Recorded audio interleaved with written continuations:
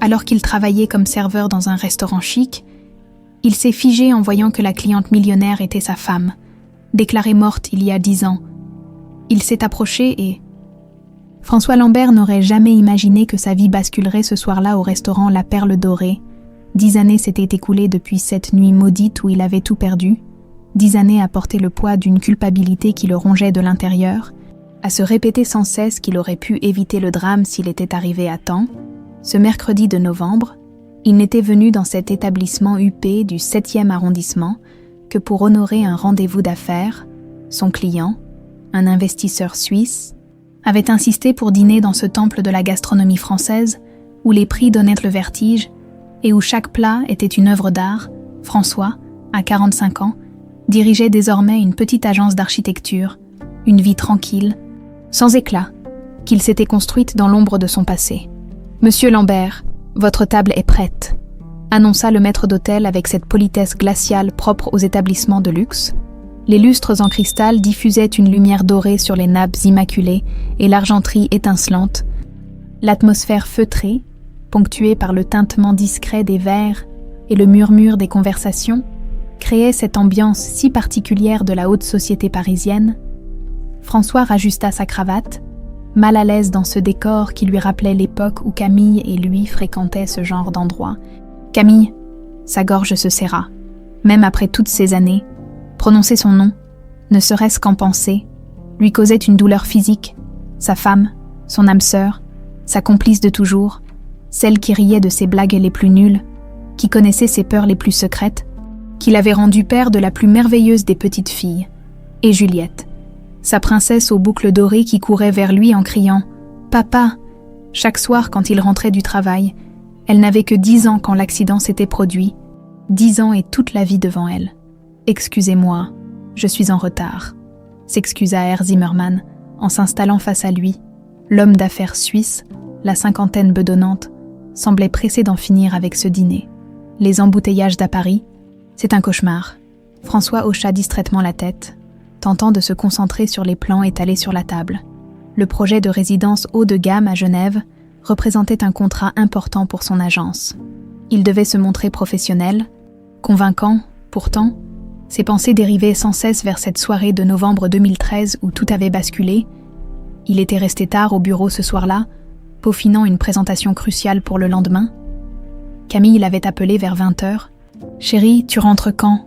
Juliette t'attend pour lui lire son histoire. J'en ai encore pour 1 heure maximum, ma belle. Commence sans moi, je rattraperai demain. D'accord, mais dépêche-toi. Il pleut des cordes et les routes sont dangereuses. » Ces mots résonnaient encore dans sa tête comme une malédiction. 1 heure de plus qui avait tout changé. 1 heure qui lui avait coûté sa famille. L'accident avait eu lieu sur la Nationale, entre Paris et leur maison de Fontainebleau. Un camion avait dérapé sur la chaussée glissante, percutant de plein fouet la petite Citroën bleue de Camille. Les gendarmes lui avaient expliqué que la mort avait été instantanée. Elle n'avait pas souffert, disait-il pour le consoler, mais François savait qu'elle l'avait attendu, qu'elles étaient sorties ce soir-là pour venir le chercher au bureau, parce qu'il était encore une fois en retard. « Monsieur Lambert, vous m'écoutez ?» François sursauta, ramené brutalement au présent. Zimmermann le regardait avec agacement, un sourcil levé. « Pardonnez-moi, Oui, bien sûr, les fondations. » Mais les mots se bloquèrent dans sa gorge. Car à cet instant précis, une femme venait d'entrer dans le restaurant, et François sentit le monde s'écrouler sous ses pieds. C'était elle. C'était Camille. Impossible. Son cœur se mit à battre la chamade. Ses mains devinrent moites. Il cligna des yeux plusieurs fois, persuadé d'halluciner. Mais non. Elle était là, à quelques mètres de lui, plus mature. Certes, ses cheveux châtains étaient maintenant coupés au carré, encadrant un visage légèrement marqué par les années. Elle portait un tailleur noir élégant et des bijoux qui avaient dû coûter une fortune. Mais c'était elle, sans l'ombre d'un doute. Camille était vivante. « Monsieur Lambert, vous êtes tout pâle », s'inquiéta Zimmermann. François ne l'entendait plus. Il était hypnotisé par cette apparition impossible. Camille parlait avec le maître d'hôtel. Accompagnée d'un homme distingué aux tempes grises, visiblement plus âgé qu'elle, elle souriait. Ce sourire qu'il connaissait par cœur, celui qui illuminait ses yeux noisettes et creusait une petite fossette sur sa joue gauche. Il fallait qu'il en ait le cœur net. Quitte à passer pour fou, « Excusez-moi un instant », murmura-t-il à son client avant de se lever, les jambes tremblantes. Il traversa le restaurant comme dans un rêve, bousculant un serveur au passage. Chaque pas le rapprochait de la vérité ou de la folie. Son cœur tambourinait si fort dans sa poitrine qu'il était certain que tout le monde l'entendait. « Camille !» Le prénom s'échappa de ses lèvres dans un souffle. Elle se retourna, et leurs regards se croisèrent. L'espace d'une seconde, une fraction de seconde. François vit passer dans ses yeux une émotion qu'il ne put identifier. De la peur, de la panique, puis, aussi rapidement, son expression se durcit. « Je vous demande pardon », dit-elle d'une voix qu'il reconnaissait parfaitement, malgré l'accent légèrement différent. « Camille, c'est moi, François, ton mari. » Un silence pesant s'installa. L'homme qui l'accompagnait fronça les sourcils, visiblement gêné par la situation. Plusieurs clients s'étaient retournés, intrigués par cette scène inhabituelle dans ce lieu habituellement si feutré. « Je crains qu'il y ait une erreur, monsieur », répondit-elle avec un calme olympien. « Je suis Victoria Moreau. » Elle se tourna vers son compagnon. « Mon mari, Armand Moreau. » L'homme tendit une main ferme à François. « Armand Moreau, enchanté. Vous devez confondre ma femme avec quelqu'un d'autre. » François resta figé, scrutant le visage de celle qui prétendait s'appeler Victoria. Chaque détail correspondait. La petite cicatrice au-dessus de l'œil droit, vestige d'une chute à vélo dans son enfance, le grain de beauté sur le cou, cette façon particulière de pencher la tête quand elle réfléchissait. « Je suis désolée, mais je ne vous connais absolument pas, » insista-t-elle. Mais François perçut un léger tremblement dans sa voix. « Camille, arrête ce jeu. C'est moi, François. Nous étions mariés. Nous avions une fille, Juliette. Tu es censée être morte depuis 10 ans. » Un frisson parcourut l'assemblée. Les conversations s'étaient tues. Tous les regards convergèrent vers eux. Armand Moreau posa une main protectrice sur l'épaule de sa femme. « Monsieur, je pense que vous devriez… » « Non. » François éleva la voix, désespéré. « Regardez-moi, Camille. Regardez-moi vraiment. Comment peux-tu prétendre ne pas me reconnaître ?» Victoria, ou Camille, soutint son regard un long moment, puis, lentement, elle secoua la tête. « Je suis navrée, monsieur. Vous vous trompez de personne. Maintenant, si vous voulez bien nous excuser. » Elle prit le bras de son mari et s'éloigna vers leur table. Laissant François planté là, au milieu du restaurant, sous les regards médusés des autres clients, le maître d'hôtel s'approcha discrètement. « Monsieur, peut-être serait-il préférable que vous regagniez votre table. » François hocha mécaniquement la tête et retourna vers Zimmermann, qui l'observait avec inquiétude. « Qu'est-ce qui vous arrive, bon sang ? Je viens de voir ma femme qui est morte il y a 10 ans. » François n'avait pas fermé l'œil de la nuit. Allongé dans son lit, il fixait le plafond en rejouant sans cesse la scène du restaurant. Chaque détail, chaque expression, chaque intonation de cette femme qui prétendait s'appeler Victoria Moreau, son esprit rationnel tentait de le convaincre qu'il s'agissait d'une ressemblance troublante, d'un tour cruel du destin. Mais son cœur, lui, savait. C'était Camille, sa Camille, dès l'aube. Il était devant son ordinateur, les doigts fébriles sur le clavier. Victoria Moreau, tapa-t-il dans le moteur de recherche. Les premiers résultats le laissèrent pantois. Cette femme existait bel et bien. Mariée à Armand Moreau, magnate de l'immobilier de luxe, fortune estimée à plusieurs dizaines de millions d'euros, les photos sur les sites mondains le confirmaient. C'était elle, Victoria Moreau, toujours souriante au bras de son époux lors de galas de charité, d'inauguration, de soirées dans le tout Paris, une vie de conte de fées qui contrastait cruellement avec l'existence modeste qu'elle avait menée avec lui.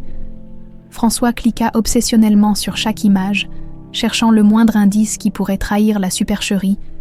Sur une photo datée de 2015, elle portait un collier qu'il reconnut immédiatement, un pendentif en forme de libellule, celui qu'il lui avait offert pour leur 5e anniversaire de mariage. Son sang se glaça. Il appela son cabinet pour prévenir qu'il serait absent. Sylvie, sa secrétaire, s'inquiéta de sa voix rauque. « Ça va, François, vous avez l'air. Ça va aller. Annulez mes rendez-vous de la journée. » Il passa les heures suivantes à éplucher méthodiquement tout ce qu'il pouvait trouver sur les Moreau. Armand était un self-made man, parti de rien pour bâtir un empire immobilier. Veuf depuis 2012, il s'était remarié en 2014 avec une certaine Victoria Beaumont, d'origine incertaine. Les journalistes People avaient de souligner le mystère entourant le passé de la nouvelle Madame Moreau, une femme discrète, venue de nulle part, qui a su conquérir le cœur de l'un des hommes les plus riches de France, avait écrit un magazine. L'article mentionnait qu'elle était apparue dans la vie d'Armand exactement en janvier 2014, soit quelques mois seulement après la mort supposée de Camille. François sentit ses mains trembler. Les dates concordaient parfaitement. Il fouilla plus profond, consultant les registres d'état civil en ligne. Victoria Beaumont était née le 15 mars 1978 à Lyon. Exactement la même date de naissance que Camille. Impossible coïncidence. Son téléphone sonna.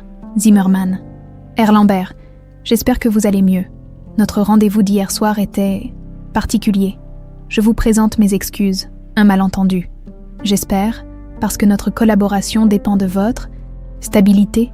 Rappelez-moi quand vous aurez retrouvé vos esprits. François raccrocha sans ménagement. Sa carrière pouvait bien s'effondrer. Il n'en avait cure. Une seule chose comptait. Comprendre comment sa femme morte était devenue Victoria Moreau. Il se rendit aux archives de Paris, où il passa des heures à consulter les dossiers d'accident de 2013. Le rapport de gendarmerie concernant Camille et Juliette était formel. 2 corps carbonisés, identification par les effets personnels et les plaques dentaires, mais François connaissait assez bien les rouages administratifs pour savoir qu'avec les bonnes connexions et suffisamment d'argent, on pouvait maquiller beaucoup de choses. L'après-midi touchait à sa fin quand il eut une révélation. Si Camille était vivante, qu'en était-il de Juliette? Son cœur s'emballa à cette pensée. Sa petite fille pourrait-elle être vivante, elle aussi? Il retourna à ses recherches avec une énergie renouvelée. Les Moreau n'avaient pas d'enfants ensemble, selon les sources officielles, mais en creusant davantage, François découvrit qu'Armand finançait les études d'une certaine Isabelle Moreau dans un pensionnat suisse de luxe.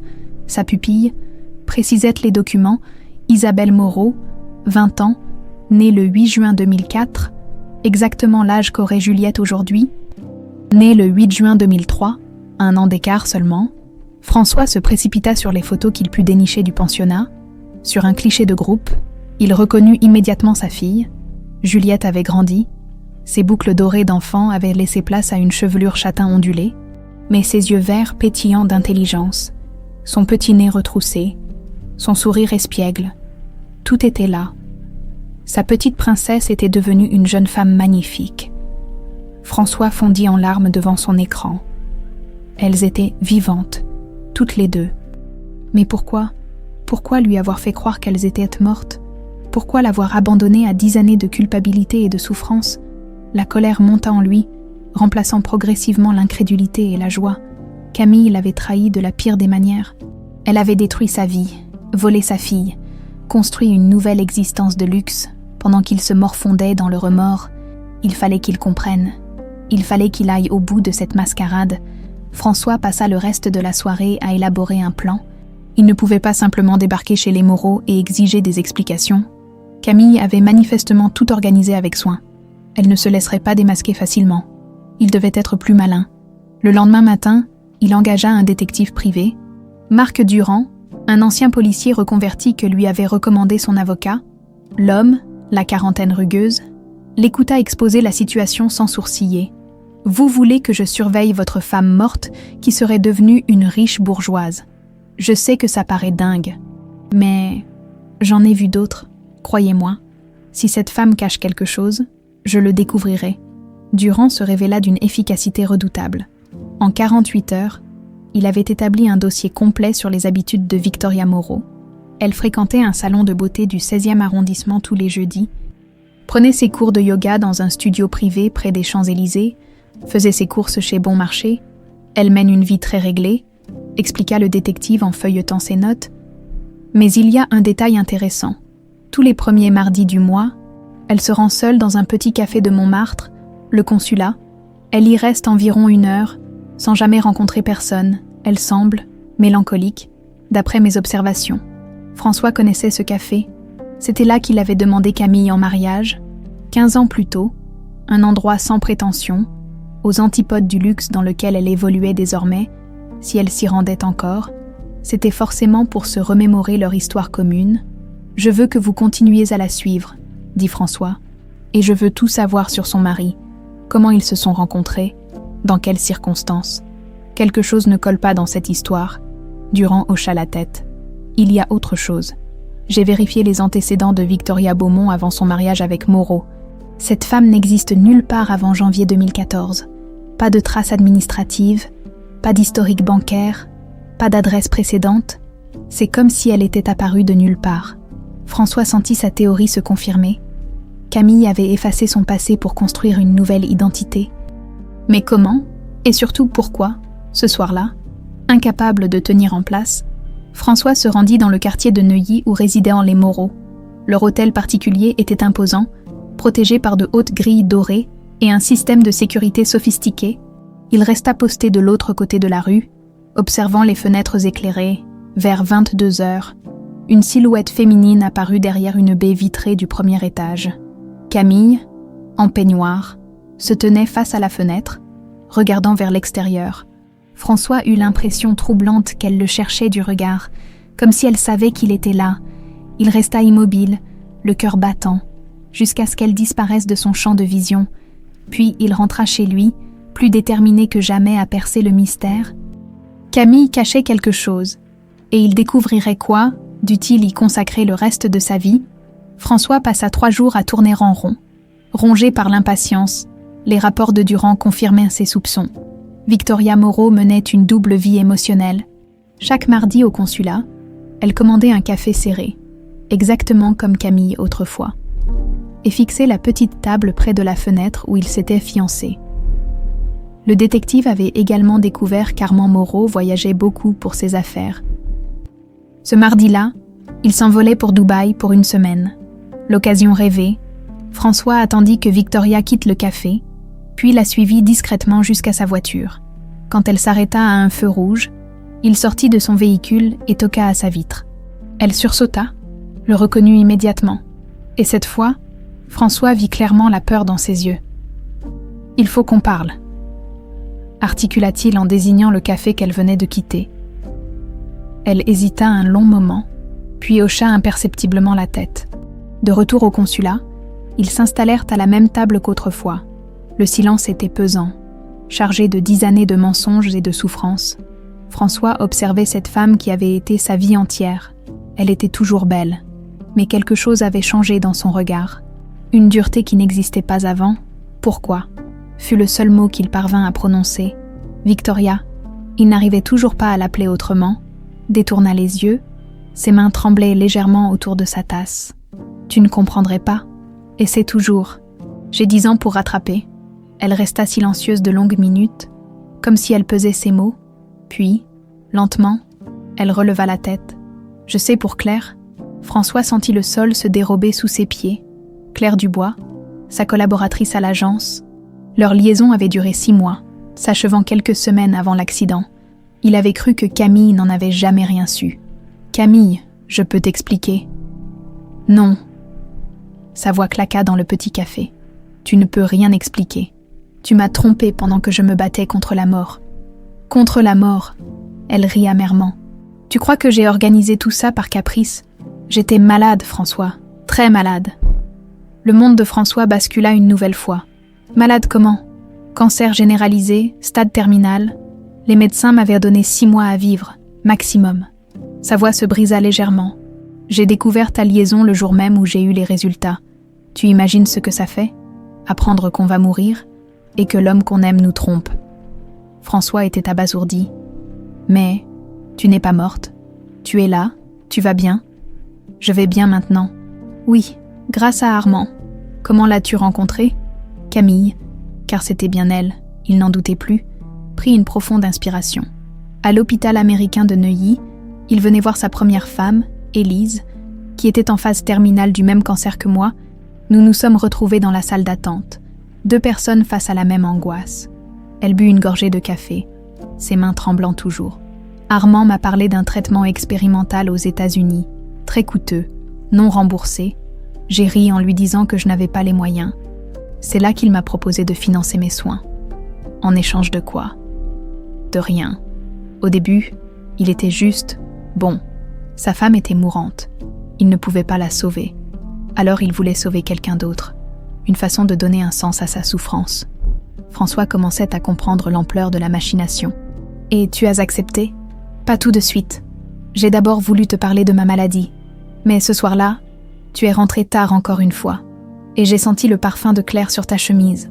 Sa voix se durcit. J'ai compris que notre mariage était déjà mort. Camille, si j'avais su... Quoi? Tu aurais arrêté de la voir par pitié, pour rester au chevet de ta femme mourante par devoir? Elle secoua la tête. Je ne voulais pas de ta compassion, François. Je voulais ton amour, et tu l'avais donné à une autre. Le silence retomba entre eux. François mesurait l'étendue de ses erreurs, mais aussi la cruauté de la vengeance de Camille. Alors tu as tout organisé, l'accident. Avec l'aide d'Armand? Oui, il connaissait du monde, des gens capables de falsifier des documents, de maquiller une scène d'accident. Nous avons utilisé 2 corps de l'Institut médico-légal, des femmes mortes sans famille. François eut un haut le cœur. Et Juliette, tu as embarqué notre fille dans cette mascarade. Pour la première fois depuis le début de leur conversation, Camille sembla fléchir. Juliette ne pouvait pas rester avec toi. Tu travaillais tout le temps. Tu aurais fini par la confier à ta mère ou à une baby-sitter. Moi, je pouvais lui offrir la meilleure éducation, les meilleures écoles. Tu pouvais lui offrir une mère vivante au lieu d'un père endeuillé. Je pensais mourir. François, cria-t-elle, je pensais que mes derniers mois seraient mes derniers avec elle. Au moins, Armand pouvait s'engager à s'occuper d'elle après ma mort. Mais tu as guéri. Oui. Sa voix redevint un murmure. Le traitement a fonctionné. Contre toute attente, je me suis rétablie. Mais il était trop tard pour revenir en arrière. Trop tard? Tu plaisantes? Tu aurais pu me dire la vérité? Camille le regarda avec une expression qu'il ne lui avait jamais vue. Froide, calculatrice. Pourquoi faire? Revenir à notre petit pavillon de banlieue, à nos fins de mois difficiles, à tes retards constants et tes mensonges. Elle eut un rire sans joie. Armand m'offrait une vie de rêve, et Juliette méritait mieux que ce que nous pouvions lui donner. François sentit la colère monter en lui. Juliette méritait son père. Elle méritait la vérité. Elle a un père. Armand l'a adoptée officiellement. Il l'aime comme sa propre fille. Et moi, j'ai le droit de savoir que ma fille est vivante, non? Camille détourna le regard. Tu avais Claire. Tu pouvais refaire ta vie. J'ai rompu avec Claire le lendemain de votre prétendu accident. J'ai passé 10 ans à me reprocher de ne pas avoir été là. 10 ans à visiter vos tombes. Nos tombes. Camille parut surprise. Oui, tous les dimanches. Père Lachaise, division 42. Tu veux que je te récite par cœur ce qui est gravé sur vos pierres tombales. Pour la première fois, Camille sembla réellement ébranlée. Ses yeux se remplirent de larmes qu'elle refoula rapidement. Je ne savais pas. Il y a beaucoup de choses que tu ne sais pas. Comme le fait que j'ai failli me suicider la première année, que j'ai vendu notre maison parce que je ne supportais plus d'y vivre, que j'ai changé de métier parce que chaque projet me rappelait les plans que je faisais pour agrandir notre chambre quand on aurait eu un 2e enfant. Camille pleurait maintenant, malgré ses efforts pour paraître forte. François, je suis désolée, Tu es désolé. Il se leva brusquement, renversant sa chaise. Tu as détruit ma vie, tu m'as volé ma fille, et tu es désolé. Les autres clients les regardaient, gênés par cette scène qui dérapait. Camille se leva à son tour, tentant de le calmer. Écoute-moi, s'il te plaît. Je sais que j'ai mal agi, mais... Mal agi. François était hors de lui. Tu as faussé ta mort. Tu as traumatisé une enfant de 10 ans. J'ai sauvé ma vie, cria-t-elle en retour. Et j'ai offert à notre fille un avenir que tu n'aurais jamais pu lui donner. Notre fille. Tu veux dire ta fille et celle d'Armand Moreau. Camille se figea. Qu'est-ce que tu veux dire? Elle s'appelle Isabelle Moreau maintenant, pas vrai? Elle croit qu'Armand est son père biologique. Le visage de Camille se décomposa. Comment tu l'as retrouvée? J'ai retrouvé ma fille, oui. Et maintenant, il faut qu'on parle de la suite. Camille s'effondra sur sa chaise, le visage livide.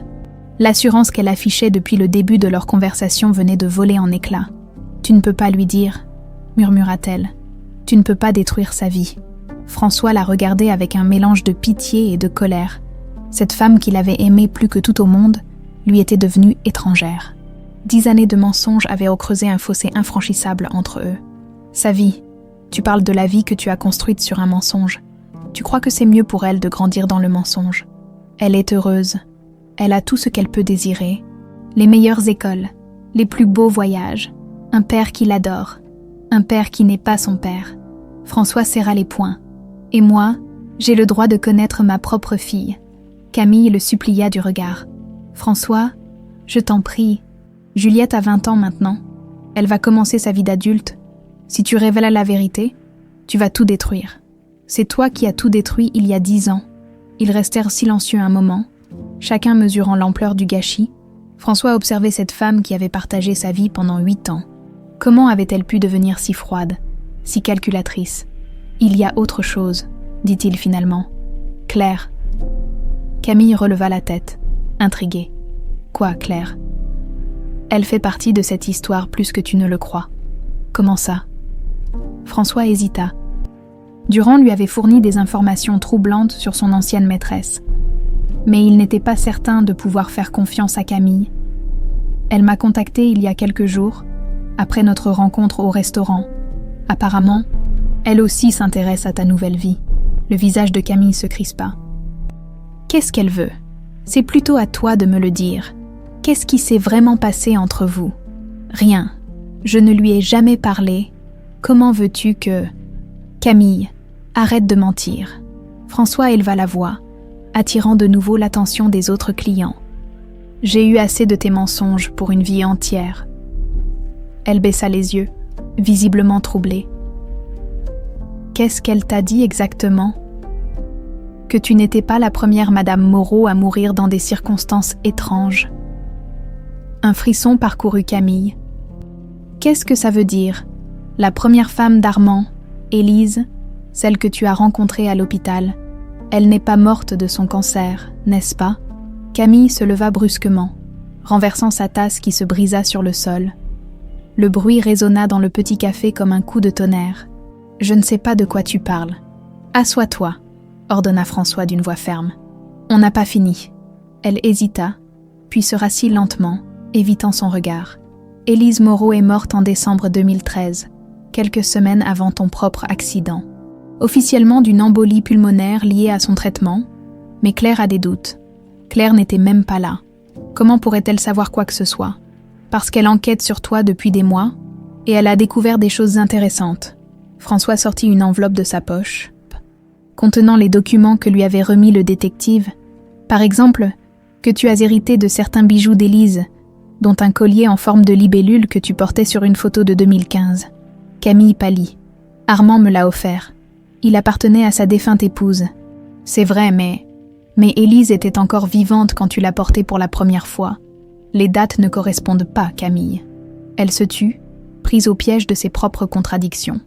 Et il y a autre chose, continua François. Les analyses toxicologiques d'Élise ont révélé des traces d'un produit qui n'était pas dans son traitement habituel. Un anticoagulant qui a provoqué l'embolie. Tu insinues que je l'ai empoisonné. Camille avait retrouvé son air de défi. Mais François voyait bien qu'elle était ébranlée. Je n'insinue rien, je constate. Élise meurt dans des circonstances suspectes. Tu meurs, quelques semaines plus tard, et 6 mois après, tu épouses son veuf fortuné sous une nouvelle identité. C'est grotesque. Armand m'aimait. Il me l'a dit dès notre première rencontre à l'hôpital, pendant que sa femme agonisait dans la chambre d'à côté. Camille se leva de nouveau. Cette fois pour partir, je n'ai pas à écouter tes accusations délirantes. François l'attrapa par le poignet. Tu vas m'écouter jusqu'au bout, parce que Claire a l'intention de tout révéler, à Armand, à Juliette, à la police s'il le faut. Qu'est-ce qu'elle veut ? Te voir, te parler, comprendre pourquoi tu as détruit tant de vies. Camille se dégagea violemment. Ma vie aussi a été détruite. Tu crois que c'était facile de renoncer à tout, à mon nom, à mes souvenirs, à ma famille. Tu as choisi cette vie, personne ne t'y a obligé. J'étais mourante. J'ai fait ce que j'ai pu pour sauver ma peau et protéger ma fille, en tuant une innocente. Je n'ai tué personne, cria-t-elle. Et François vit dans ses yeux qu'elle disait peut-être la vérité, ou du moins qu'elle s'en était convaincue. Il la regarda longuement, tentant de déceler la part de vérité dans ses paroles. Alors explique-moi comment Élise est morte exactement. Camille se rassit, épuisée par cette joute verbale. Élise était très malade, plus que moi, même. Les médecins lui donnaient quelques semaines tout au plus. Et elle souffrait énormément. Armand ne supportait plus de la voir dans cet état. François commençait à comprendre. Il t'a demandé de l'aider. Pas directement, mais il m'a parlé des médicaments qu'elle prenait. de la facilité avec laquelle on pouvait accélérer les choses. Tu l'as aidé à mourir. Je l'ai aidé à ne plus souffrir, se défendit Camille. C'était une euthanasie déguisée, rien d'autre. Avec son consentement, Camille détourna le regard. Elle était sous morphine la plupart du temps. Elle ne se rendait plus compte de grand-chose.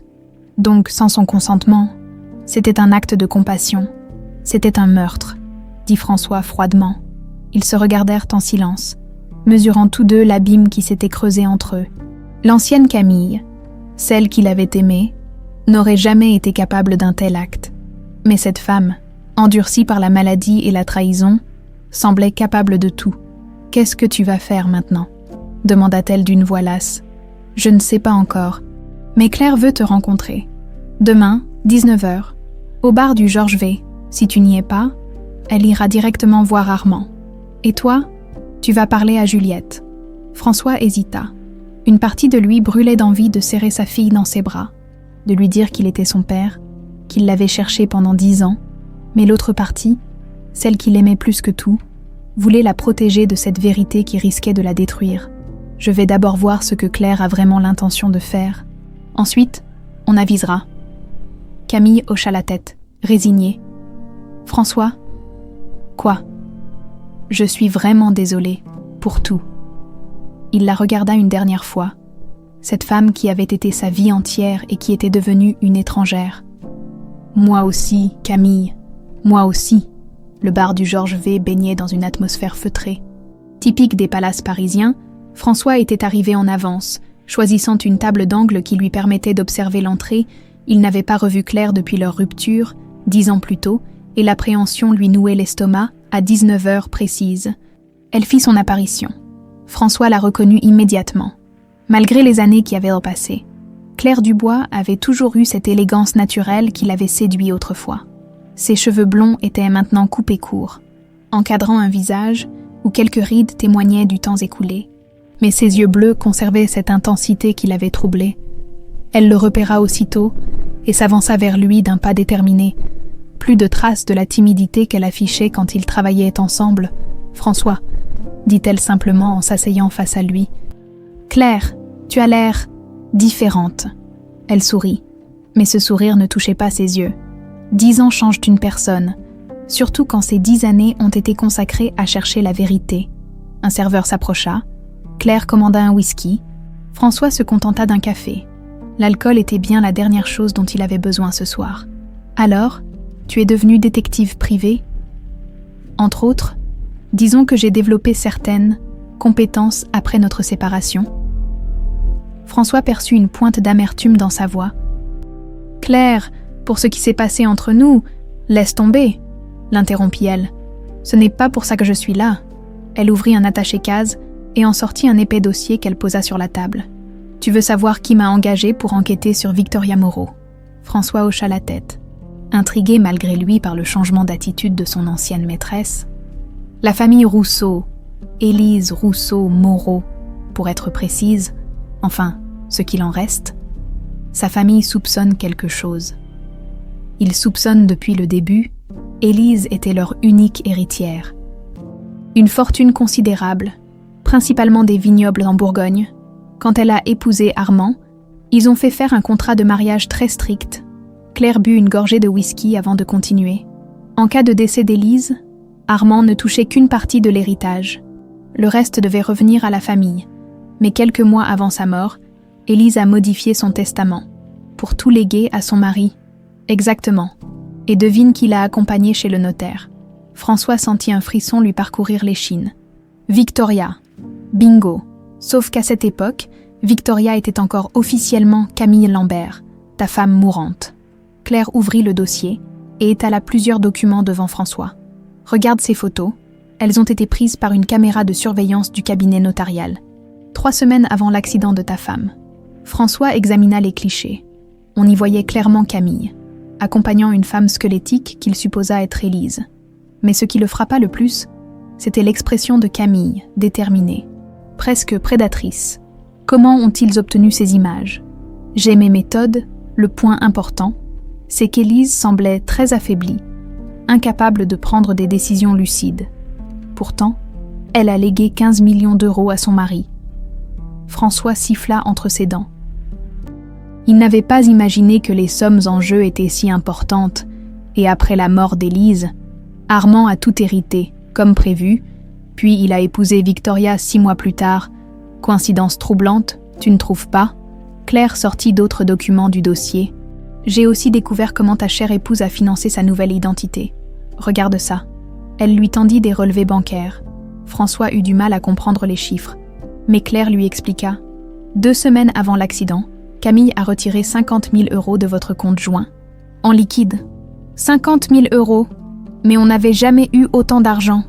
Détrompe-toi, ce virement provenait d'un compte offshore aux îles Caïmans, un compte ouvert au nom d'Élise Moreau, mais géré par une société écran. François commençait à comprendre l'ampleur de la machination. Tu veux dire que Camille avait déjà accès à l'argent d'Élise avant sa mort? C'est exactement ce que je pense. Et ce n'est pas tout. Claire lui montra d'autres documents. J'ai retrouvé la trace des paiements pour la falsification de l'accident. 100 000 euros versés à une société de sécurité privée spécialisée dans les services discrets, la même société qui avait fourni les gardes du corps d'Armand quelques années plus tôt. François était abasourdi. Armand était au courant. Ça, c'est la question à 1 million d'euros. Soit il était complice depuis le début, soit Camille l'a manipulé en jouant sur sa culpabilité concernant la mort de sa première épouse. Claire but une nouvelle gorgée de whisky, ses yeux ne quittant pas François. Il y a autre chose que tu dois savoir, quelque chose de plus personnel. Quoi? La vraie raison pour laquelle j'ai accepté cette enquête. François attendit, pressentant que la révélation serait douloureuse. Camille est venue me voir, François. Quelques jours avant l'accident? Quoi? François faillit renverser sa tasse. Elle savait pour nous, elle savait tout. Notre liaison, les endroits où nous nous retrouvions, même les cadeaux que tu m'avais offerts. Qu'est-ce qu'elle voulait? Claire eut un sourire amer. Elle m'a proposé un marché, disparaître de ta vie définitivement contre un demi-million d'euros. François était sans voix. Camille était allée voir Claire. Elle lui avait proposé de l'argent. Et tu as accepté. Bien sûr que non, je lui ai dit d'aller se faire voir et que notre histoire était déjà finie de toute façon. Alors pourquoi? Parce qu'elle m'a menacée. François? Elle m'a dit que si je ne disparaissais pas, elle s'arrangerait pour que je perde mon travail, ma réputation, tout. Claire vida son verre d'un trait. Et tu sais quoi? Elle aurait pu le faire. Elle avait déjà tout prévu, même ma chute. François réalisait petit à petit à quel point il avait mal connu sa femme. La Camille qu'il avait aimée était-elle déjà cette manipulatrice calculatrice? Ou était-ce la maladie et la trahison qui l'avaient transformée? Qu'est-ce que tu comptes faire maintenant? Demanda-t-il. La famille Rousseau veut récupérer l'héritage d'Élise. Ils sont prêts à aller jusqu'au bout, même si ça implique de prouver qu'elle a été assassinée. Et Armand. Soit il était complice et il tombera avec elle, soit il était manipulé et il pourra peut-être s'en sortir. Claire referma son dossier et regarda François droit dans les yeux. Mais toi, François, qu'est-ce que tu veux vraiment? Retrouver ta fille ou faire payer Camille? C'était la question que François s'efforçait d'éviter depuis leur rencontre au café. Que voulait-il vraiment? Ses sentiments étaient si mélangés qu'il n'arrivait plus à démêler la colère de l'amour. La soif de justice du désir de vengeance. Je veux que ma fille connaisse la vérité, dit-il finalement. Même si cette vérité détruit sa vie, elle a le droit de savoir qui elle est vraiment. Claire hocha la tête. Alors on va avoir besoin de preuves solides, parce que Camille ne se laissera pas faire sans se battre. Qu'est-ce que tu proposes? Une confrontation tous ensemble. Camille, Armand, toi, moi, et pourquoi pas Juliette aussi. Il est temps que tout le monde connaisse la vérité. François hésita. Une fois que tous les secrets seraient révélés, il n'y aurait plus de retour en arrière possible. Quand? Demain soir, chez les Moreau, j'ai déjà prévu d'y aller avec ou sans ton accord. François vida sa tasse de café. Maintenant froide, la bataille finale approchait. François passa une nuit blanche, hanté par les révélations de Claire. À l'aube, il décida de prendre les devants. Il ne pouvait pas attendre le soir pour confronter Camille. Trop de questions le tourmentaient, et il avait besoin de réponses avant que tout explose au grand jour. Il se rendit directement chez les Moreau. Le portail était ouvert. Signe qu'Armand était probablement parti pour ses affaires matinales. François sonna à l'interphone. Qui? La voix de Camille était tendue. C'est moi. Il faut qu'on parle. Maintenant, un long silence. puis le bruit de la serrure électronique, François traversa le jardin parfaitement entretenu et gravit les marches du perron. Camille l'attendait sur le seuil, en peignoir de soie, ses cheveux défaits encadrant un visage marqué par l'insomnie. Armand est parti. Réunion matinale avec ses architectes. Il ne sera pas de retour avant midi. Elle le fit entrer dans un salon immense, meublé avec un goût exquis mais froid. « Tu veux un café ? Je veux la vérité. » Camille soupira et s'effondra dans un fauteuil de cuir beige. « Laquelle ? Tu en as eu plusieurs versions hier. » François resta debout, trop agité pour s'asseoir. « Celle que Claire va révéler ce soir à ton mari. »« Claire ?» Camille prononça ce nom comme une malédiction. « Qu'est-ce qu'elle t'a dit exactement ? Que tu avais eu accès à l'argent d'Élise avant sa mort.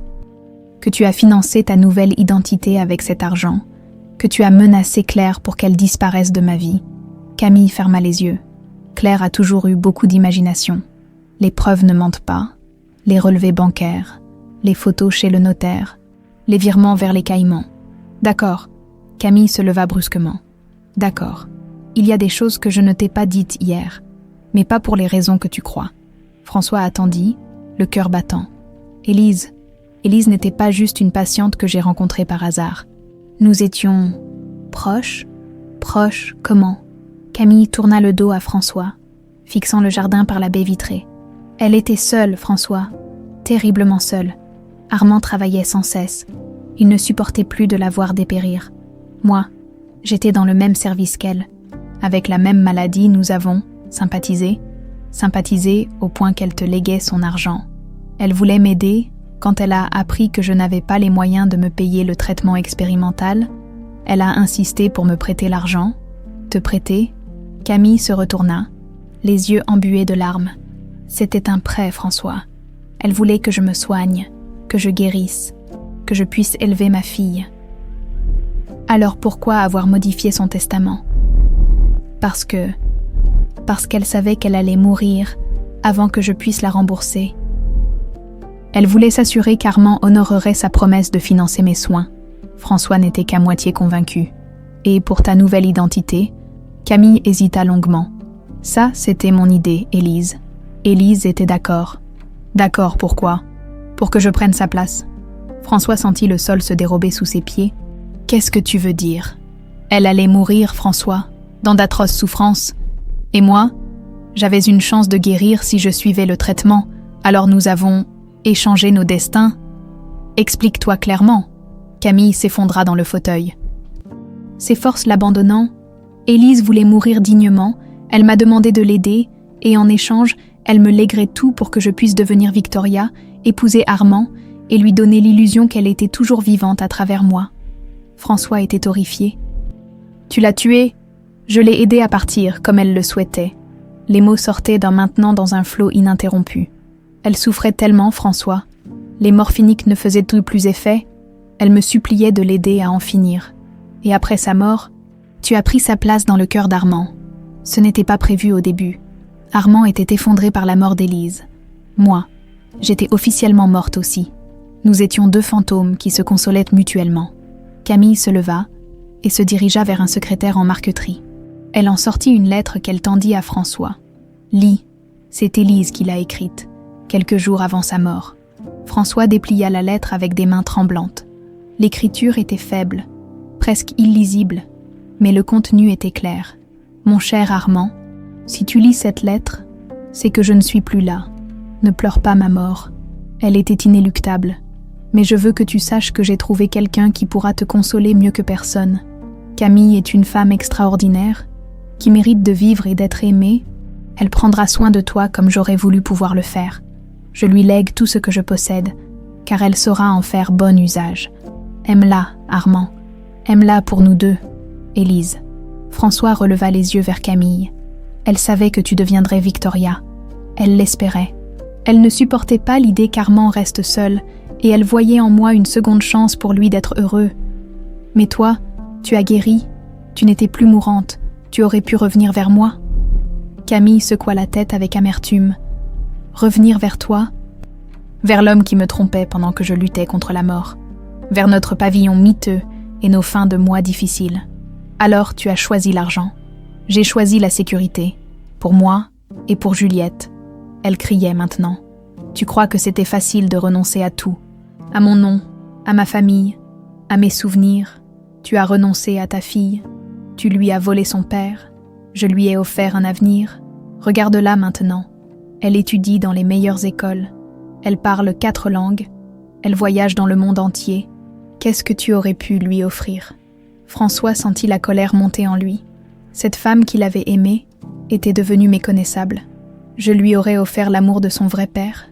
Armand l'aime, plus que tu ne l'as jamais aimé. Comment peux-tu dire ça ? Parce que c'est vrai. Tu travaillais tout le temps. Tu n'étais jamais là, même le soir de l'accident. Tu étais encore au bureau. François gifla Camille. Le claquement résonna dans le salon silencieux. Elle porta la main à sa joue, les yeux brillants de larmes et de rage. « Tu n'avais pas le droit, » murmura-t-elle.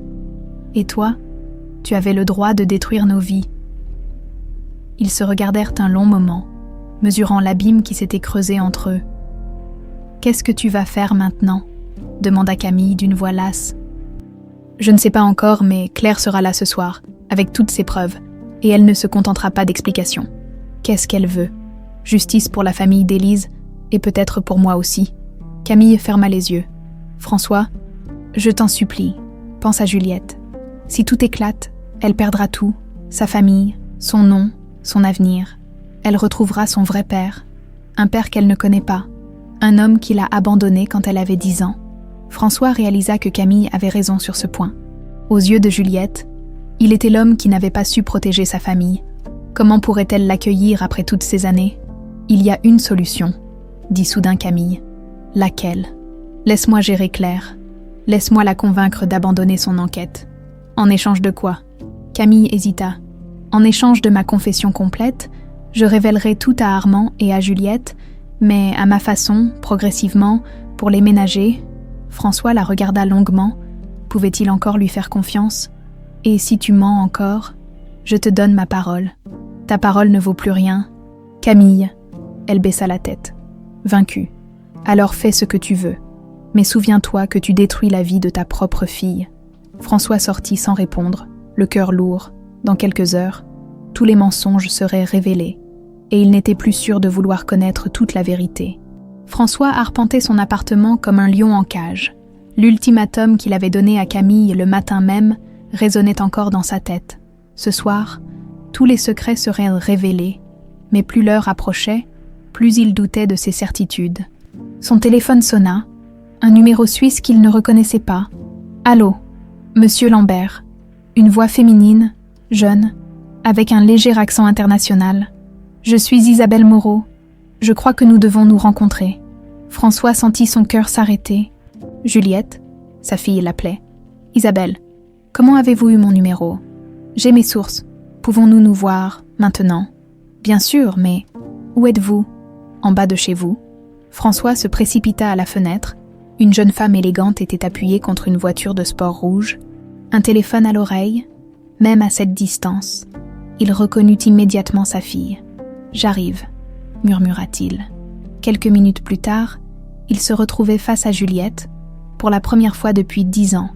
Elle avait 20 ans maintenant, et la transformation était saisissante. Ses boucles dorées d'enfant avaient laissé place à une chevelure châtain clair, coupée avec sophistication. Ses yeux verts, ceux qu'elle tenait de lui, brillaient d'une intelligence aiguë. Elle portait un ensemble Chanel qui avait dû coûter une fortune. « Bonjour, papa !» Ce simple mot fit vaciller François. Il tendit une main tremblante vers elle, puis se ravisa. « Juliette, Isabelle, maintenant, mais vous pouvez m'appeler Julie si vous préférez. » Sa voix était posée, presque froide. François cherchait ses mots. « Depuis quand tu sais que vous êtes mon père biologique, depuis 2 ans, que maman et vous étiez vivants, depuis quelques mois seulement. » François était abasourdi. « Quelques mois ? Voulez-vous qu'on aille quelque part pour discuter ? Cette conversation risque d'être longue. » Ils s'installèrent dans un café discret du quartier. Juliette commanda un thé, François un double espresso. Il avait besoin de caféine pour tenir le choc. « Comment as-tu découvert la vérité ?» Juliette sourit, mais ce sourire manquait de chaleur. « J'ai toujours été curieuse. Peut-être trop. Quand j'ai eu 18 ans, j'ai voulu en savoir plus sur mes origines. Maman, Victoria, m'avait toujours dit que mes parents biologiques étaient morts dans un accident. Mais certains détails ne collaient pas. Quels détails? Mon groupe sanguin, par exemple. Ni Armand ni Victoria ne sont AB négatifs comme moi. J'ai fait des recherches génétiques l'année dernière, dans le cadre de mes études de médecine. François était surpris. Tu étudies la médecine? Oui, à Genève, première année. Je veux comprendre comment les gens fonctionnent, physiquement et psychologiquement. Elle but une gorgée de thé avant de continuer. Les tests ADN ont confirmé qu'Armand n'était pas mon père biologique. J'ai confronté maman, Victoria. Elle a fini par avouer une partie de la vérité, que j'avais été adoptée après la mort de mes parents dans un accident. Une partie seulement. Elle continuait à prétendre que vous étiez mort, mais j'avais des doutes. Alors j'ai engagé quelqu'un pour creuser. François comprenait maintenant comment Claire avait obtenu certaines de ces informations. Tu as engagé Claire? Juliette hocha la tête. Mademoiselle Dubois s'est révélée très motivée pour cette enquête. Quand elle a découvert qui j'étais vraiment, elle a accepté de travailler pour moi gratuitement, parce qu'elle voulait se venger de ta mère. Entre autres, mais aussi parce qu'elle culpabilisait, elle se sentait responsable de votre séparation. François observait sa fille avec un mélange d'admiration et de tristesse. Cette jeune femme brillante et déterminée était devenue une étrangère pour lui. Qu'est-ce que tu ressens, maintenant que tu sais? Juliette le regarda longuement avant de répondre. De la colère, beaucoup de colère, contre maman pour m'avoir menti, contre vous pour avoir eu une liaison, contre le destin qui nous a séparés. Et maintenant, qu'est-ce que tu veux? La vérité complète et que chacun assume ses responsabilités. François sentit un frisson. Il y avait quelque chose d'implacable dans le ton de sa fille.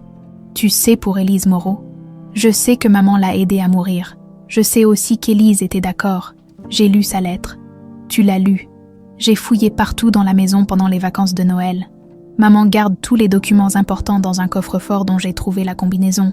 François était impressionné par la détermination de sa fille, mais aussi inquiet. Juliette, Isabelle, qu'est-ce que tu comptes faire de toutes ces informations? Elle sourit de nouveau. Et cette fois, François y vit une ressemblance troublante avec Camille.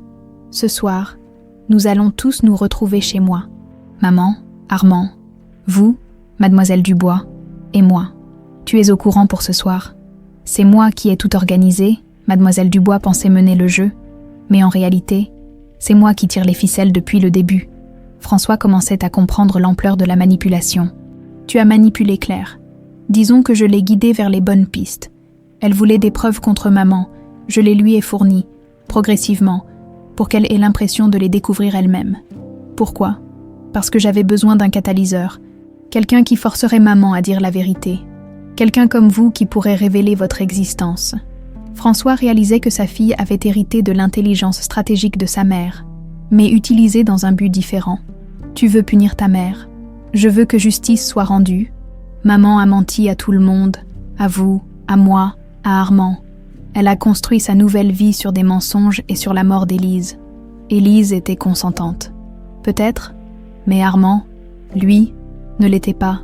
Il croit avoir épousé une femme mystérieuse au passé tragique. En réalité, il a épousé votre ex-femme qui a faussé sa propre mort. François sentait que sa fille lui cachait encore quelque chose. Il y a autre chose, n'est-ce pas? Juliette hésita pour la première fois depuis le début de leur conversation. Armand n'est pas innocent dans cette histoire. Comment ça? Il sait qui est vraiment maman. Il l'a toujours su. François sentit le monde basculer une nouvelle fois. Quoi? J'ai trouvé des documents dans son bureau, des rapports d'enquête privés sur Camille Lambert. Datant de 2013, il savait qu'elle était mariée, qu'elle avait une fille, qu'elle était malade. Alors il était complice. Plus que ça, c'est lui qui a eu l'idée de la fausse mort. Il voulait épouser maman, mais pas en tant que veuf remarié. Il voulait une ardoise vierge. François était horrifié. Et Élise était vraiment mourante. Mais son testament en faveur d'Armand avait été rédigé bien avant qu'elle rencontre maman. Armand lui avait fait signer ce document quand elle était sous morphine.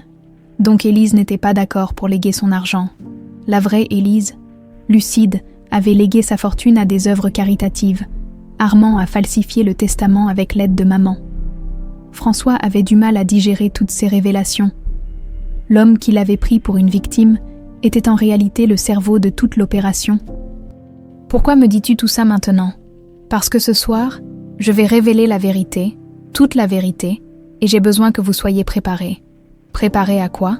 Juliette se leva et enfila son manteau de cachemire, à découvrir que l'histoire que vous croyez connaître n'est que la partie émergée de l'iceberg. Ce soir, vous allez comprendre pourquoi j'ai passé 2 ans à préparer cette soirée. Juliette, attends. Isabelle, et ne vous inquiétez pas, papa. Après ce soir, nous pourrons enfin apprendre à nous connaître, sans mensonge cette fois. Elle l'embrassa sur la joue. Un geste froid et calculé, puis sortit du café, laissant François seul avec ses questions et ses appréhensions. Dans quelques heures, sa fille de 20 ans, qu'il ne connaissait plus, allait orchestrer une confrontation dont il ne pouvait même pas imaginer l'issue. François rentra chez lui l'esprit en ébullition. Les révélations de Juliette avaient bouleversé tout ce qu'il croyait savoir. Armand Moreau n'était pas la victime qu'il avait imaginée, mais le véritable architecte de cette machination et sa propre fille. Cette jeune femme qu'il ne reconnaissait plus, orchestrait depuis 2 ans une vengeance dont il ne pouvait mesurer l'ampleur. Il tenta d'appeler Claire, mais tomba sur sa messagerie. Où était-elle? Que préparait-elle pour ce soir? Il réalisa qu'il était devenu un pion dans un jeu dont il ne maîtrisait plus les règles. Son téléphone sonna. Camille? François? Il faut qu'on se voie, maintenant. Camille, je sors de chez? Je sais. Isabelle m'a appelé. Elle m'a dit qu'elle t'avait tout raconté. Sa voix tremblait. François, elle va nous détruire. Tous. Nous. Il n'y a plus de nous, Camille. Si, il y en a un, notre fille. Elle est en train de commettre une terrible erreur. François hésita. La panique qu'il percevait dans la voix de Camille était réelle. Où es-tu? Dans ma voiture. Devant chez toi. S'il te plaît, laisse-moi monter. Quelques minutes plus tard, Camille faisait les 100 pas dans son salon. Elle avait l'air hagarde. Ses cheveux habituellement parfaits étaient en désordre, et ses mains tremblaient. Elle va tout détruire, François. Tout. De quoi tu parles? Isabelle, notre fille. Elle n'agit pas par soif de justice. Elle agit par vengeance. Vengeance contre qui? Camille s'effondra sur le canapé. Contre moi. Contre nous. Contre la vie qu'elle a eue. François s'assit face à elle. Explique-toi. Tu crois qu'elle a été heureuse toutes ces années? Tu crois qu'avoir de l'argent et une belle éducation suffisent? Camille, arrête de tourner autour du pot. Elle me déteste, François. Elle me déteste depuis qu'elle a compris qui j'étais vraiment. Les mots sortaient maintenant dans un flot désordonné. Quand elle a découvert qu'Armand n'était pas son père biologique, elle a commencé à fouiller. Et plus elle découvrait, plus elle me méprisait. Parce que tu avais menti. Parce que j'avais choisi l'argent plutôt que l'amour. Parce que j'avais abandonné son vrai père. Parce que j'étais devenue quelqu'un d'autre. Camille se mit à pleurer. Et pour la première fois depuis leur retrouvaille, François revit la femme qu'il avait aimée. Elle m'a dit des choses terribles, François. Qu'elle préférait me savoir morte, plutôt que de découvrir qui j'étais vraiment devenue. Qu'elle avait honte de moi. Camille. Et le pire, c'est qu'elle a raison. J'ai tout sacrifié pour de l'argent. Mon nom, ma famille, mes principes. Je suis devenue un monstre. François tendit la main vers elle, puis se ravisa. Les blessures étaient encore trop fraîches. Qu'est-ce qu'elle compte faire exactement ce soir? Elle va révéler que j'ai empoisonné Élise, que j'ai falsifié ma mort, que j'ai volé l'héritage, tout. Et pour Armand, Camille releva la tête, les yeux rougis. Elle va dire qu'il était complice, qu'il m'a aidé à tout organiser. C'est vrai? En partie. Camille essuya ses larmes. Armand savait qui j'étais, oui, mais il n'a pas organisé ma fausse mort. Ça, c'était mon idée. Alors pourquoi Juliette dit-elle le contraire? Parce qu'elle veut nous détruire tous les deux. Elle veut que je perde tout, et elle veut qu'Armand paye pour m'avoir épousée. François commençait à comprendre la complexité psychologique de sa fille. 20 ans d'une vie construite sur un mensonge l'avaient tout brisé de l'intérieur. Et toi, qu'est-ce que tu comptes faire? Camille se leva et se dirigea vers la fenêtre. J'ai un plan, mais j'ai besoin de ton aide. Mon aide pourquoi? Pour sauver notre fille d'elle-même. François fronça les sourcils. Qu'est-ce que tu veux dire? Camille se retourna, et François vit dans ses yeux une détermination qu'il ne lui connaissait pas. Isabelle a prévu d'empoisonner Armand ce soir. François bondit. Quoi? Pendant le dîner, elle a volé de la digitaline dans son laboratoire de médecine. Elle compte la verser dans son verre de vin. Tu es sûr? J'ai trouvé le produit dans sa chambre hier soir. Et une seringue, elle veut faire croire à une crise cardiaque. François était horrifié.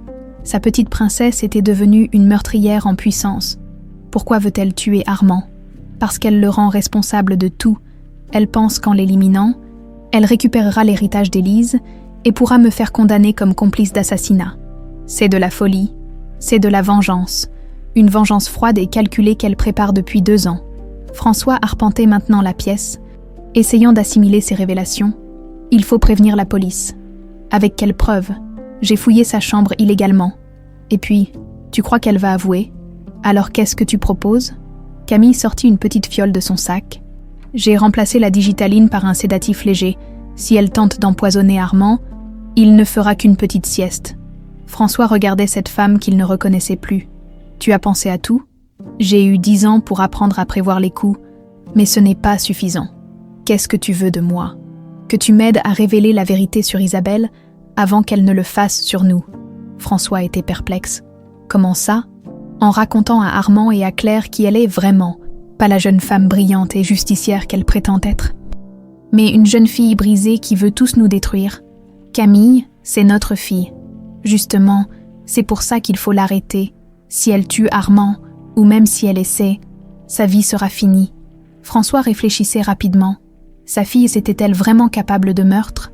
L'adolescente douce et rieuse qu'il avait connue avait-elle pu devenir si impitoyable? Tu as d'autres preuves de ses intentions. Camille sortit son téléphone et lui montra des photos. Ça, c'est sa chambre à Genève. Regarde ce qu'elle a affiché au mur. François examina les clichés. Sur un tableau de liège, Isabelle avait épinglé des photos de lui, de Camille, d'Armand et de Claire. Des flèches rouges reliaient les photos, et des annotations en français et en anglais détaillaient les crimes de chacun. Elle a planifié cette soirée comme une exécution, murmura François. Et nous sommes tous condamnés d'avance dans sa tête. François s'assit lourdement. Comment avait-il pu perdre sa fille à ce point? Comment cette enfant adorable était-elle devenue cette jeune femme vengeresse? Il y a autre chose, ajouta Camille. Elle ne compte pas s'arrêter à Armand. Qu'est-ce que tu veux dire? Après avoir hérité de lui, elle compte me faire condamner pour meurtre, puis elle viendra vers toi en se faisant passer pour la fille traumatisée qui a enfin retrouvé son père. Et ensuite, tu hériteras d'elle quand elle se suicidera. Le testament est déjà rédigé. François sentit le monde s'écrouler autour de lui. Elle veut se suicider. Elle veut mourir en me sachant en prison. Et toi, rongé par la culpabilité, sa vengeance ultime. Camille se rapprocha de lui. François, il faut qu'on l'arrête. Ensemble, pour la sauver d'elle-même. François regardait cette femme qui avait été sa vie, qui l'avait trahi, qui lui avait volé sa fille, et qui maintenant lui demandait de la sauver. Qu'est-ce que tu proposes exactement? On révèle tout, nos mensonges, nos erreurs, nos crimes, mais on le fait avant elle, et on la présente comme la victime qu'elle est vraiment. Et si elle nous tue tous? Camille sourit tristement. Au moins, on sera mort en essayant de sauver notre fille. À 19h précises, François et Camille arrivèrent ensemble devant l'hôtel particulier des Moreau. Malgré leur plan, la tension était palpable entre eux. 10 années de mensonges ne se réparaient pas en quelques heures, même face à un danger commun. « Tu es sûr que c'est la bonne stratégie ?» murmura François en sonnant à l'interphone. « Non, » répondit Camille, « mais c'est la seule qui nous reste. » La grille s'ouvrit automatiquement. Ils remontèrent l'allée en silence, chacun perdu dans ses pensées. Le manoir brillait de 1000 feux, comme pour une grande réception. Isabelle avait orchestré cette soirée dans les moindres détails. Armand les accueillit à la porte, visiblement perplexe. L'homme de 60 ans avait conservé une prestance naturelle, mais son regard trahissait une inquiétude grandissante. « Victoria, qu'est-ce que cet homme fait ici ?» Camille prit une profonde inspiration. « Armand, je te présente François Lambert, mon premier mari. » Le visage d'Armand se décomposa. « Ton quoi? Entre, papa. » La voix d'Isabelle résonna depuis le salon. Elle apparut dans l'entrée, éblouissante dans une robe noire qui la vieillissait. Ses cheveux étaient relevés en chignon sophistiqué, et elle portait les perles d'Élise que François reconnut sur les photos. « Bonsoir, maman. Bonsoir, Armand. » Son ton était d'une politesse glaciale. « Mademoiselle Dubois nous attend au salon ?» Effectivement. Claire était déjà installée dans un fauteuil, un verre de whisky à la main. Elle se leva à leur entrée, et François fut frappé par son expression tendue. « Claire, dit-il simplement. François, Victoria. Elle ne souriait pas. Armand s'effondra dans son fauteuil habituel, le regard passant de l'un à l'autre. Quelqu'un peut-il m'expliquer ce qui se passe? Isabelle se dirigea vers le bar et commença à servir du vin rouge dans de magnifiques verres en cristal. Nous allons enfin dire la vérité, Armand. Toute la vérité. Elle tendit un verre à chacun. Gardant le sien pour la fin, François observa attentivement ses gestes, guettant le moment où elle pourrait verser le poison. Mais elle ne fit rien de suspect. « Qui commence ?» demanda-t-elle en s'asseyant avec grâce. Un silence pesant s'installa. François échangea un regard avec Camille. C'était le moment. « Je vais commencer », dit Camille d'une voix ferme. « Armand, Isabelle n'est pas ma pupille. C'est ma fille biologique. Et François est son père. » Armand faillit renverser son verre. « Quoi ? Je ne suis pas Victoria Beaumont. Je suis Camille Lambert. J'ai falsifié ma mort il y a 10 ans pour échapper à un cancer et à un mariage en échec. Tu as falsifié ta mort. » Armand la regardait comme si elle était devenue folle. Claire prit le relais. « Avec votre aide, Monsieur Moreau, mes recherches montrent que vous saviez parfaitement qui était Camille quand vous l'avez épousée. » Armand se tourna vers Claire, puis vers Camille. « C'est vrai. » Camille baissa les yeux. « Oui, tu savais qui j'étais. Tu m'as même aidé à obtenir de nouveaux papiers. Parce que je t'aimais. Et que tu m'avais dit que tu fuyais un mari violent. » « Violent !» François bondit. « Je n'ai jamais levé la main sur elle. Papa avait une maîtresse, » dit calmement Isabelle. « Mademoiselle Dubois, pour être précise. » Tous les regards se tournèrent vers Claire, qui rougit. « C'est vrai, François et moi. Nous avons eu une liaison, mais c'était fini bien avant l'accident de Camille. » Armand se leva et se mit à arpenter la pièce. « Attendez, vous êtes en train de me dire que ma femme est quelqu'un d'autre, que ma fille adoptive est en réalité la fille de lui. » Il désigna François. « Exactement, » dit Isabelle. « Mais ce n'est pas tout. » Elle se leva à son tour et se dirigea vers un secrétaire d'où elle sortit plusieurs dossiers. « Maman a aussi empoisonné Élise. »« Quoi ?» Armand pâlit. « Avec votre accord, Armand, » continua Isabelle implacablement. « Élise souffrait, et vous ne supportiez plus de la voir agoniser. Alors maman l'a aidée à partir. » Camille se leva précipitamment. « Isabelle, arrête. Pourquoi ? C'est la vérité. Élise a été empoisonnée, et son testament en votre faveur a été falsifié. » Armand s'effondra dans son fauteuil. « Élise, mon Élise. Votre Élise voulait léguer sa fortune à des œuvres caritatives, » poursuivit Isabelle. « Pas à vous. Le vrai testament est dans ce dossier. » Elle jeta des documents sur la table basse. François y jeta un coup d'œil et reconnut l'écriture d'Élise. Ce testament-là était différent de celui que Camille lui avait montré. « Isabelle, » intervint François. « Tu vas trop loin. » « Trop loin ?» Elle se tourna vers lui, les yeux brillants de colère. « Vous voulez parler de mensonges? Parlons des vôtres. Vous m'avez abandonné, papa. Vous m'avez laissé mourir dans cet accident. Tu n'étais pas dans l'accident. Ta mère t'avait emmené avec elle, parce que vous étiez trop occupé à baiser votre secrétaire pour vous occuper de votre famille. » Le mot claqua dans le salon feutré. Camille se précipita vers sa fille. « Isabelle, calme-toi. »« Me calmer. » Isabelle repoussa sa mère violemment. « 20 ans de mensonges, et je devrais me calmer. » Elle se dirigea vers le bar et saisit une bouteille de cognac qu'elle versa généreusement dans son verre. « Vous voulez connaître la vérité, la vraie vérité. » François sentit que la situation lui échappait complètement. « Maman n'a pas empoisonné Élise, » dit Isabelle en buvant une grande gorgée. « C'est moi. » Un silence de mort s'abattit sur le salon. « Quoi ?»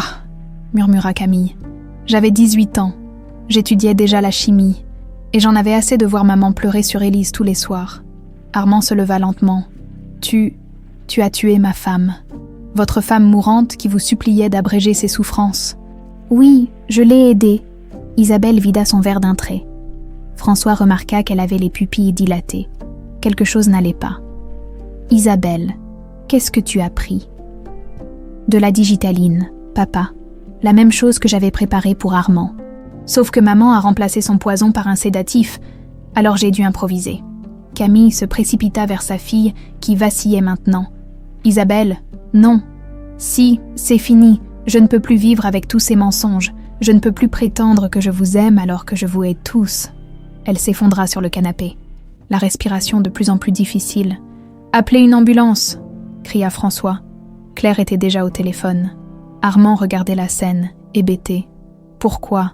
demanda Camille en prenant sa fille dans ses bras. « Pourquoi tu as fait ça ?»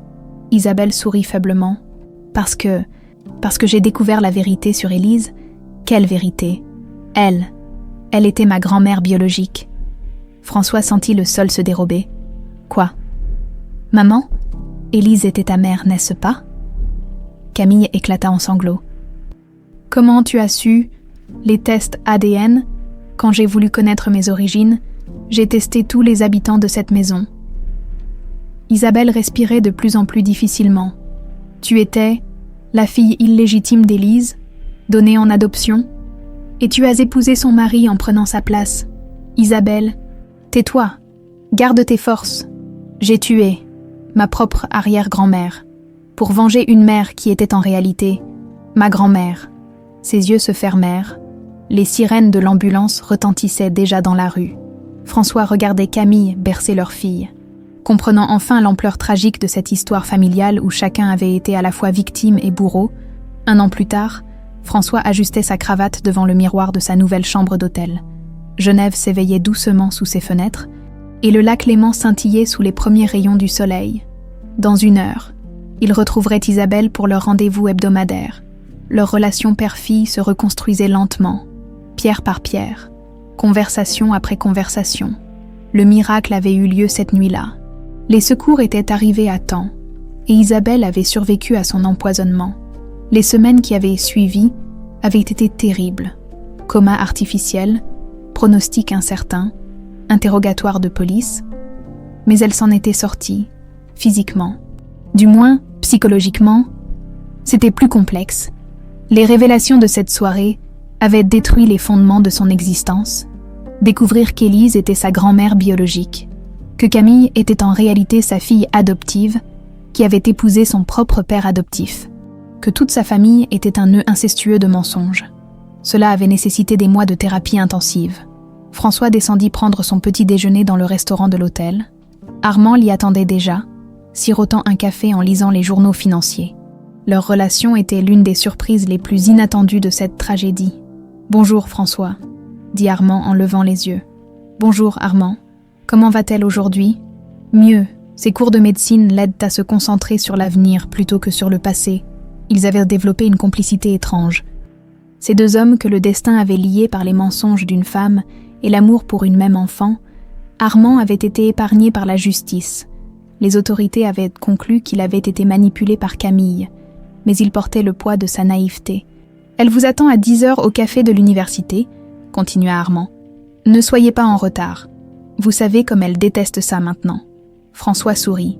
Isabelle avait développé une obsession pour la ponctualité et la transparence. Plus jamais de secrets, plus jamais de mensonges. C'était sa façon de se reconstruire.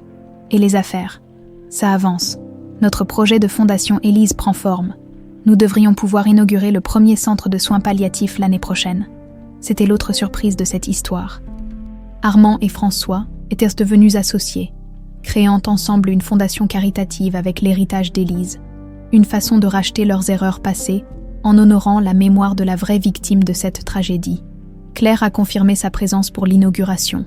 Oui, elle arrivera de Londres la semaine prochaine. Claire avait quitté la France après le procès. Elle dirigeait maintenant une agence d'investigation internationale spécialisée dans les fraudes familiales. Leur relation à tous avait évolué vers une amitié apaisée. Fondée sur une compréhension mutuelle de leurs erreurs passées, François termina son café et se leva. « Il faut que j'y aille. À demain. »« À demain. Et François, merci. » « Pourquoi ? » ?»« Pour m'avoir aidé à comprendre qu'on peut reconstruire une famille, même sur les ruines des mensonges. » François hocha la tête et sortit de l'hôtel. Genève était devenue sa seconde maison. Il avait transféré son agence d'architecture ici pour être près d'Isabelle, et les affaires marchaient bien.